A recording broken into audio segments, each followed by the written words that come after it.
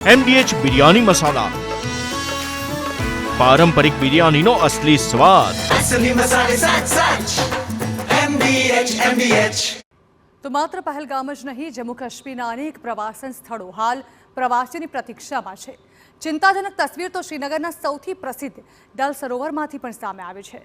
અનેક બોટ ચાલકો હાલ રોજગાર વિહોણા બની ગયા છે.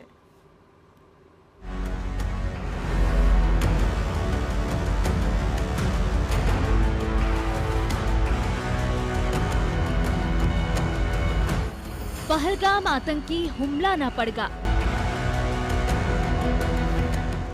ડલ સરોવર પર સન્નાટો.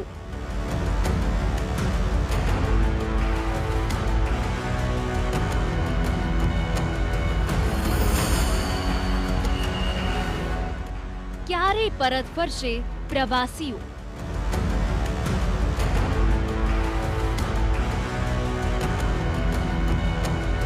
सोच को बदलो तो सितारे बदल जाएंगे, नजर को बदलो तो नजारे बदल जाएंगे. कश्तियां बदलने की जरूरत नहीं है, दिशाओं को बदलो किनारे बदल जाएंगे.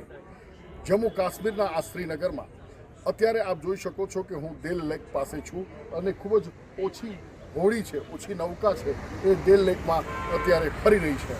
જે હુમલો થયો આતંકવાદીઓએ પહેલગામમાં જે હુમલો કર્યો તેની ખૂબ જ મોટી અસર થઈ છે અને પર્યટકો ખૂબ જ ઓછા આવી રહ્યા છે. શ્રીનગરનું પ્રસિદ્ધ ડલ લેક, કે જે દાલ સરોવરના નામે પણ ખ્યાત છે, તે હાલ પ્રવાસીઓની રાહમાં છે. આમ તો આ એ સમયગાળો છે કે જ્યારે અહીં મોટી સંખ્યામાં પ્રવાસીઓ ઉમટી પડતા હોય છે, પરંતુ હાલની શિકારા અને હાઉસબોટ પ્રવાસીઓની પ્રતીક્ષામાં ઉભેલી છે. ગણ્યા ગાંઠિયા પ્રવાસીઓ જ હાલ શિકારાની સફર માટે ડલ સરોવર આવી રહ્યા છે. દાલ સરોવરમાં 900થી વધુ હાઉસબોટ છે અને 1000થી વધુ શિકારા બોટ છે. પરંતુ પહલગામ હુમલા બાદ અનેક બોટ ચાલકો રોજગાર વિહોણા થયા છે. अभी जो कश्मीर लोग घूमने आ रहे हैं मगर जो लोग डर रहे हैं उससे आप क्या कहेंगे कि किस प्रकार का अभी का माहौल है? देखिए, आप खुद इस वक्त डल लेक में हैं, हम शिकारा में हैं, इस वक्त झील की सैर कर रहे हैं और आप खुद आए हैं, कल से आप भी यहाँ पर हैं. आपने देखा होगा कितना सेफ है कश्मीर. यहाँ पे ज़्यादा सिक्योरिटी बढ़ाई गई है. उसकी वजह से हम एक अपील देते हैं within the country and outside the country कि Kashmir is safe as it was earlier. जो हमारा यहाँ पे हमला हुआ 22 अप्रैल को, उससे पहले जैसे सेफ था उससे ज़्यादा अभी सेफ है.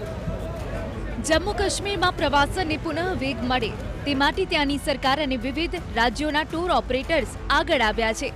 ગુજરાત, મહારાષ્ટ્ર સહિત અન્ય રાજ્યોના ટૂર ઓપરેટર્સ ખુદ કાશ્મીરની મુલાકાત કરી ત્યાંના લોકલ પાર્ટનર સાથે બેઠક કરી રહ્યા છે. તેમનું કહેવું છે કે કાશ્મીરમાં તમામ વિસ્તારોમાં હાલ મજબૂત સુરક્ષા વ્યવસ્થા ગોઠવાઈ છે.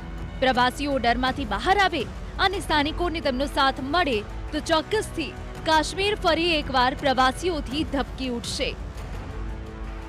જે લોકોનો ડર છે એ વ્યાજબી છે હતો, પરંતુ હવે એને ધીમે રહીને આપણે ભૂલવું પડશે, એમાંથી બહાર આવવું પડશે. અને એ પછીથી દરેક જગ્યાએ અમે જોયું કે સતત સિક્યોરિટી અરેન્જમેન્ટ એકદમ ટાઈટ કરી દેવામાં આવી છે. 25-25 ફૂટના અંતરે એમ કહેવાય કે આર્મીને ડિપ્લોય કરી દેવામાં આવી છે. CRPFના આપણા સોલ્જરો પેટ્રોલિંગ કરી રહ્યા છે. 3 decades ago आज़ादी का नारा बुलंद था.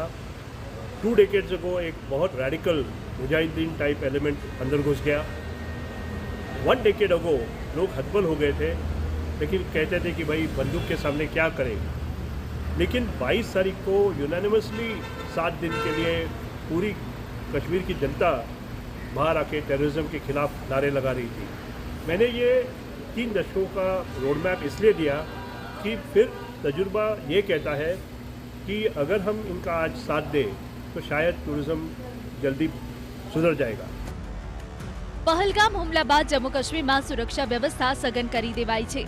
શ્રીનગરના અનેક પ્રવાસન સ્થળોએ સીસીટીવી વધારવામાં આવ્યા છે. પોલીસ અને સૈન્ય દ્વારા સતત પેટ્રોલિંગ કરાઈ રહ્યું છે.